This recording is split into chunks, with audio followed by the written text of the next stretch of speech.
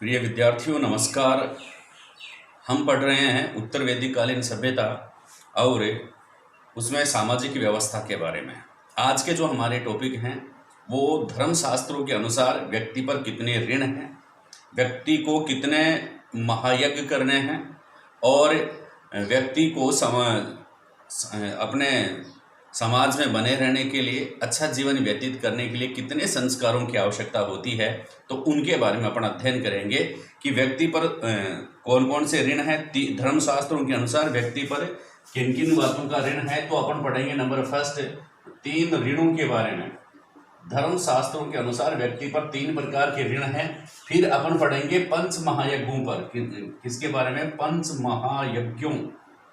पंच महायज्ञों के बारे में पढ़ेंगे। और फिर अपन पढ़ेंगे 16 संस्कार। ये चीजें आज अपन रीड करेंगे, जानने की कोशिश करेंगे कि ये क्या है, 3 ऋण कौन से हैं, पंच महायज्ञ कौन से हैं और 16 संस्कार कौन से हैं। ये एक तरह से उत्तर वैदिक कालीन की जो व्यवस्था है, जो सामाजिक व्यवस्था है, उसके बारे में वर्णन करते हैं। तो धर्मशास्त्रों में 3 ऋण कौन कौन से बताए गए हैं, इनकी पहली चर्चा कर लेते हैं। तो धर्मशास्त्रों के अनुसार प्रत्येक व्यक्ति पर 3 ऋणों का भार होता है। प्राचीन समय में, प्राचीन काल में प्रत्येक व्यक्ति पर, और आजकल फॉलो करने वाले करते हैं, लेकिन फिर भी प्रत्येक व्यक्ति पर 3 ऋणों का भार माना जाता है। अपने कंपटीशन की दृष्टि से देख लीजिए आप। नंबर फर्स्ट कौन सा है, पिताजी का ऋण, जिसको कहते हैं पितृ ऋण। कौन सा ऋण है, पितृ ऋण। पहला ऋण है पितृ ऋण, ध्यान रखना। नंबर दूसरा, पितृ के बाद ऋषि ऋण, पितृ ऋण, ऋषि ऋण। और तीसरा जो ऋण है वह है देव ऋण। समझ रहे हो बात को, कि धर्मशास्त्रों में प्रत्येक व्यक्ति पर 3 प्रकार के ऋण बताए गए हैं। नंबर 1 पितृ ऋण, नंबर 2 ऋषि ऋण और नंबर 3 देव ऋण। ठीक है। पितृ ऋण क्या होता है कि माता पिता जो होते हैं वह अपनी संतान को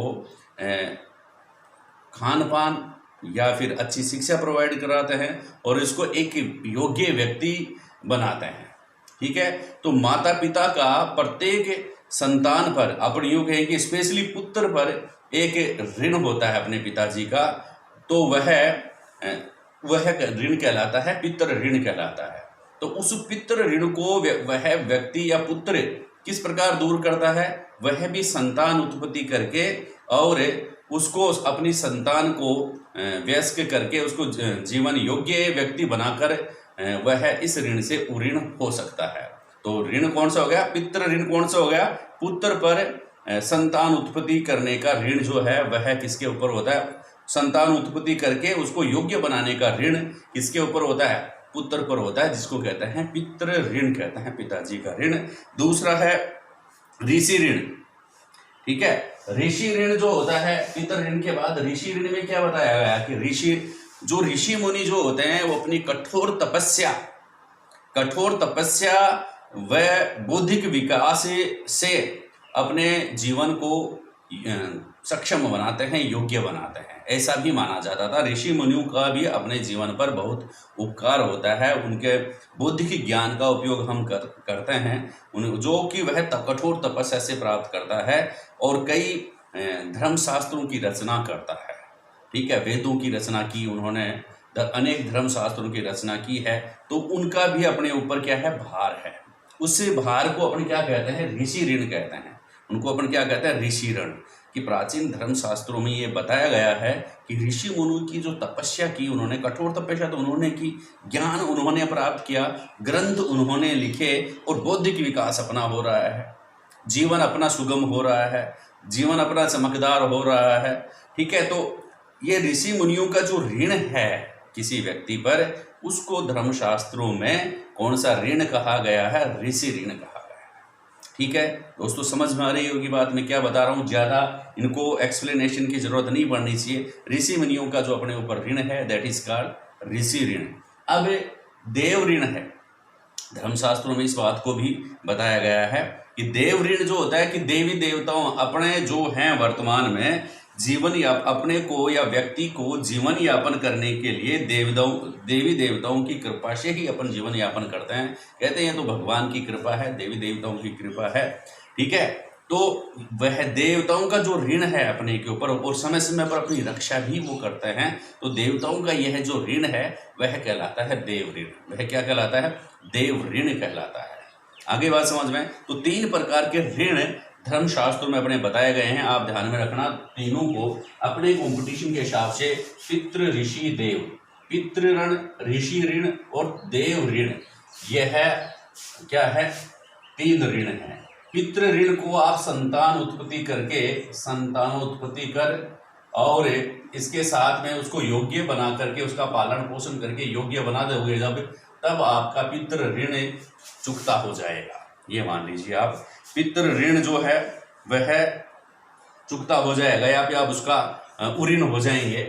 फिर ऋषि ऋण जो होता है, ऋषि मुनि क्या करता है? वेद आदि धर्म ग्रंथों का निर्माण करता है, ठीक है। तो धर्म ग्रंथों का अगर निर्माण करता है तो इनको भी वेदों के पठन पाठन से आप इस ऋण से उऋण हो सकते हैं।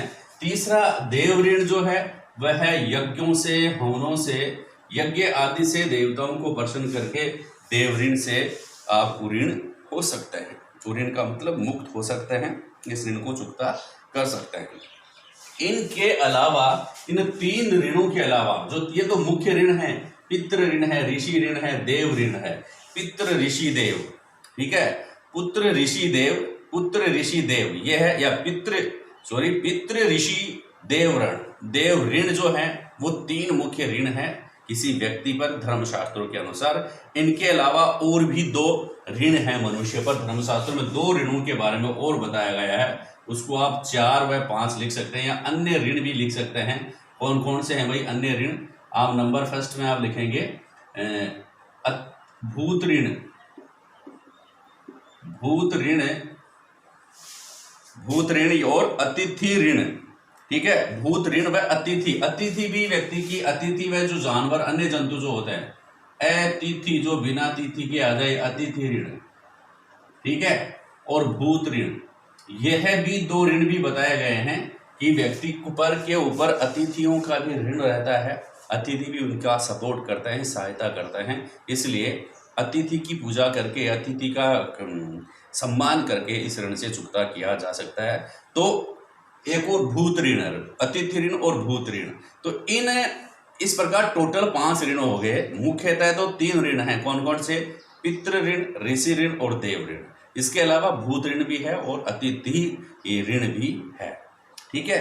अब धर्मशास्त्रों में इन ऋणों से ये मुक्ति तो मैंने सामान्य बात बताई है, लेकिन इन ऋणों से मुक्ति करने के लिए 5 महायज्ञ जरूरी कर दिए कि 5 महायज्ञों का पालन करना, 5 महायज्ञ का पालन करना जरूरी है। जब इन 5 महायज्ञ आप करोगे तो इन सभी ऋणों से मुक्ति मिल जाएगी, सभी ऋणों से आप ऋण हो जाओगे। तो वो 5 महायज्ञ कौन कौन से हैं? आप ऋण से मुक्त हो चाहे नहीं हो, लेकिन आप जिसको हम बेरोजगारी से जरूर मुक्त हो जाओगे, ये आप पढ़ेंगे तो कौन कौन से यज्ञ बताए गए हैं। तो नेक्स्ट अपना टॉपिक शुरू होता है 5 महायज्ञ। देखिए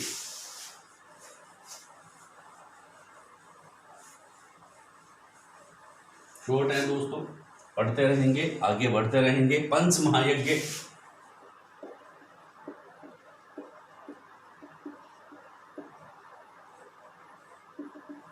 तो इसमें आप लोगों के लिए फर्स्ट इंपॉर्टेंट बात क्या है कि व्यक्ति जो होता है अब प्रतिदिन 5 महायज्ञ करके उपरोक्त ऋणों से मुक्त हो सकता है, ठीक है।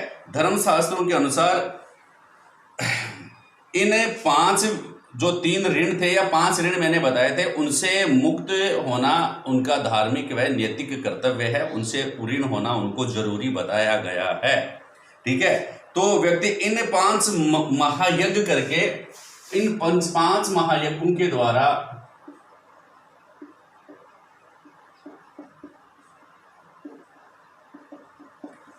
व्यक्ति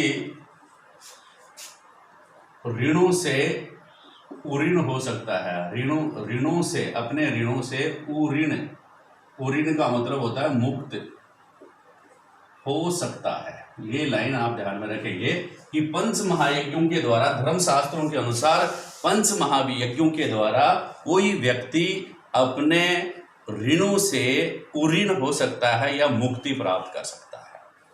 अब ठीक है, अपने को बेरोजगारी से मुक्ति प्राप्त करनी है तो इनके बारे में याद रखना कि पंच महायज्ञ कौन कौन से हैं। तो नंबर 1 ब्रह्म यज्ञ। देखो ब्रह्म यज्ञ ध्यान रखना, ब्रह्म यज्ञ। फिर देव यज्ञ, ब्रह्म देव पितृ ब्रह्म यज्ञ। नंबर 2 देव यज्ञ। नंबर 3 पितृ यज्ञ। ये जो ऋण है उसके हिसाब से यज्ञ हो रहे हैं, ब्रह्म यज्ञ, देव यज्ञ, पितृ यज्ञ, फिर मनुष्य यज्ञ और मनुष्य यज्ञ, और नंबर 5वां यज्ञ है भूत यज्ञ। ठीक है, ब्रह्म यज्ञ, देव यज्ञ, पितृ यज्ञ, मनुष्य यज्ञ और भूत यज्ञ, ये यज्ञ करने पड़ेंगे तब जाके उन 5 ऋण जो मैंने बताया था उन सबसे मुक्ति प्राप्त कर सकते हो। नंबर 1 है ब्रह्म यज्ञ। ब्रह्म यज्ञ क्यों ऋषि यज्ञ भी कहते हैं? ब्रह्म यज्ञ का दूसरा नाम क्या है? ऋषि यज्ञ। ये ध्यान रखना दोस्तों, ये खूब बार प्रश्न आता है कि कौन कौन से यज्ञ हैं, पहले तो आप ध्यान में रखेंगे।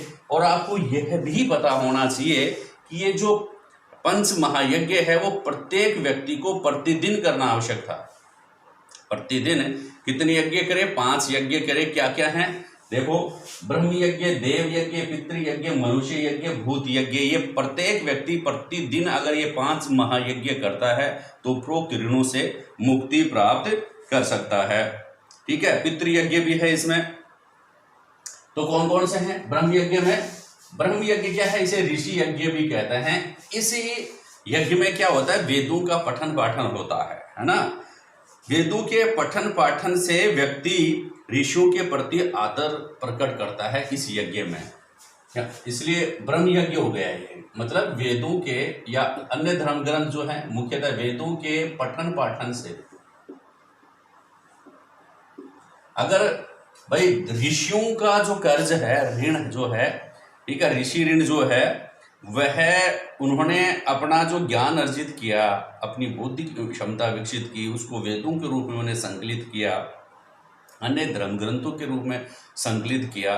तो उनको अगर आप प्राप्त करते हो तो आप लोगों के लिए बहुत सहायक रहेंगे या व्यक्ति के लिए बहुत सहायक रहेंगे, और उनका उद्देश्य भी पूरा हो जाता है ऋषियों का भी, इसलिए कि भाई जो ज्ञान उन्होंने प्राप्त किया वो किसी व्यक्ति के जीवन में काम आ रहे हैं, किसी के बौद्धिक विकास में काम आ रहे हैं, किसी के मानसिक विकास में काम आ रहे हैं, किसी के शारीरिक विकास में काम आ रहे हैं, किसी के चारित्रिक विकास में काम आ रहे हैं। तो अगर वो ज्ञान किसी व्यक्ति के काम में आता है तो हम उस ऋण से उऋण हो जाते हैं। तो ऋषि मुनियों के द्वारा वेदों के पठन पाठन से जो इस ऋण से मुक्ति मिल जाती है, यह अपना व्यक्ति जो होता है वो ऋषियों के प्रति सम्मान व्यक्त करता है। इस यज्ञ में वेदों के पठन पाठन से व्यक्ति ऋषियों के प्रति इस यज्ञ में सम्मान उत्पन्न करता है। ठीक है, सम्मान उत्पन्न करता है या सम्मान प्रकट करता है, अपन ये कहेंगे सम्मान प्रकट करता है। ठीक है, तो ये ब्रह्म यज्ञ में क्या होता है? वेदों का पठन पाठन होता है। दूसरा है देव यज्ञ। ये खास बात है। देव यज्ञ में क्या होता है आप याद करें इसको। देव यज्ञ में देवताओं को खुश करने का प्रयास किया जाता है। इसको देवताओं की अपने ऊपर कृपा होती है, और देवताओं की कृपा अगर अपने को करनी है तो हवन करना पड़ेगा, यज्ञ करना पड़ेगा। तो देव यज्ञ में क्या होता है? यज्ञ व हवन द्वारा देवताओं को प्रसन्न किया जाता है। यज्ञ एवं हवन द्वारा देवताओं को प्रसन्न किया जाता है। आगे बात समझ में। इसमें होता क्या है यज्ञ व हवन में कि अग्नि में स्वाहा, कोई भी जिस देवताओं को पूजना है उस देवताओं के नाम के बाद स्वाहा बोल के, देवताओं के नाम के साथ स्वाहा बोल करके उसमें अग्नि में घी, दूध, तेल इत्यादि डाला जाता है। घी, दूध जनरली डाला जाता है इसमें अग्नि में। पर खास बात देखेंगे, जिस देवताओं का यज्ञ करना है तो उस नाम के साथ, देवताओं के नाम के साथ स्वाहा शब्द बोला जाता है। देवताओं के नाम के साथ स्वाहा शब्द बोलकर अग्नि में घी, दूध आदि या अन्य खाद्य पदार्थ उसमें डाले जाते हैं स्वाहा बोल करके। तो यह कहलाता है देव यज्ञ। और इस देव यज्ञ से अपने को देव ऋण से मुक्ति मिलती है। देव ऋण से अपन ऋण हो जाते हैं और अपने को देवताओं की कृपा प्राप्त होती है, या अपन ये कहेंगे व्यक्ति को देवताओं की कृपा प्राप्त होती है देव यज्ञ के बाद। फिर अपन कहेंगे पितृयज्ञ। पितृयज्ञ जो पितर बन जाते हैं, अपने परिवार के कोई सदस्यों के प्रति श्रद्धा, मृत सदस्यों के प्रति। पितृ ऋण का मतलब तो मैंने बता दिया आपको कि पिताजी का अपने पुत्र पर यह है संतान उत्पत्ति कर उसको योग्य करने का, उसको पालन पोषण कर उसको योग्य करने का ऋण रहता है, वह तो पितृ ऋण कहलाता है। यहाँ पर पितृयज्ञ है। पितृयज्ञ में क्या होता है, जो मृतक परिवार के जो मृतक सदस्य हैं, मृतक सदस्यों के प्रति श्रद्धा प्रकट की जाती है, के प्रति श्रद्धा प्रकट की जाती है कि जो परिवार से जुड़े हुए थे, जो जिनकी आत्मा हमारे से जुड़ी हुई थी, वह आत्मा अब नहीं रही है। आत्मा तो खैर अमर रहती है, ब्रह्म अमर रहता है, वह मृति नहीं है। तो उसकी आत्मा अपने परिवार में अभी भी मौजूद है, तो उनके प्रति श्रद्धा अपने को प्रकट करनी होती है, व्यक्ति को प्रकट करनी होती है। उस यज्ञ को अपन कहेंगे पितृयज्ञ, यानी कि मृतक सदस्यों के लिए श्राद्ध एवं तर्पण का आयोजन किया जाता है। श्राद्ध एवं तर्पण का श्रद्धा प्रकट करने के लिए अपन क्या आयोजित करते हैं, श्राद्ध आयोजित करते हैं, और श्राद्ध एवं तर्पण का आयोजन किया जाता है, जिससे ही अपन क्या कहते हैं, पितृयज्ञ कहते हैं, उससे इनकी आत्मा को शांति मिलती है। खास बात यह है कि पितृयज्ञ में दक्षिण की ओर मुंह करके, दक्षिण दिशा में मुंह करते हैं, दक्षिण दिशा में मुंह करके जल चढ़ाया जाता है। ठीक है, पितरों को खुश करने के लिए क्या किया जाता है, दक्षिण की ओर जल फेंका जाता है, जल चढ़ाया जाता है। ठीक है, दक्षिण दिशा में मुंह करके जल चढ़ाया जाता है, दक्षिण दिशा में मुंह करके जल चढ़ाया जाता है। इस प्रकार का धार्मिक ग्रंथों में उल्लेख है पितृयज्ञ। अब है मनुष्य यज्ञ, और आपको पता है मनुष्य यज्ञ को अपन और क्या कहते हैं भाई, अतिथि यज्ञ भी कहते हैं। मनुष्य यज्ञ को क्या कहते हैं, अतिथि यज्ञ। मैंने बता दिया, मनुष्य यज्ञ, अतिथि यज्ञ, अतिथि यज्ञ कहते हैं। और इसमें इसको इस यज्ञ में क्या करते हैं, वैसे कोई हवन वगैरह नहीं करते हैं। इसमें आए हुए व्यक्ति का, घर में कोई व्यक्ति आता है, उस का सम्मान अपने को करना होता है। उस व्यक्ति को खाना भोजन जिमाने का कार्य अपने द्वारा अच्छी तरह से भली प्रकार से किया जाना चाहिए। कोई भी व्यक्ति अगर अपने दरवाजे पे आता है तो वह खाली हाथ न जाए। इसी को अपन क्या कहेंगे, अतिथि यज्ञ या मनुष्य यज्ञ भी अपन कहेंगे। एक तरह से यज्ञ भी है कि कोई भी आपके द्वार पे आया है तो खाली हाथ नहीं जाए। और अगर आपके घर में कोई मेहमान आया है, कोई दूसरा व्यक्ति भी आया है, अतिथि, अतिथि का मतलब बिना कहे जो व्यक्ति आ गया है, दैट इज अतिथि। तो अतिथि व्यक्ति जो आया है आपके घर पे या हमारे घर पे जो भी व्यक्ति आया है, उसको किसी भी प्रकार से परेशानी नहीं हो, खाना पीना की व्यवस्था अपने को कर, रहने खाने खाने पीने की सभी व्यवस्था उसकी प्रॉपर तरीके से हम करें, वह एक तरह से अतिथि यज्ञ ही है।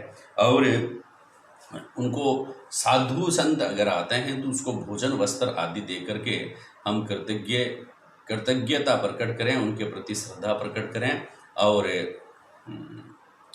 अपना जीवन धन्य करें। इस प्रकार का जो यज्ञ है वह कहलाता है कौन सा, आतिथ्य यज्ञ, या फिर अपन कहेंगे मनुष्य यज्ञ, ये मनुष्य खुद अपना यज्ञ कर रहा है। फिर अपन कहेंगे भूत यज्ञ।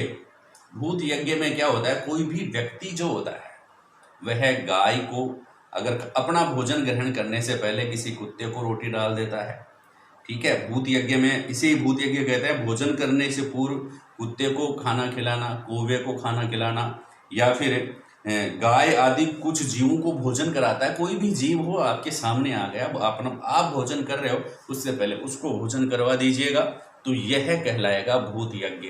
कौन सा यज्ञ कहलाएगा?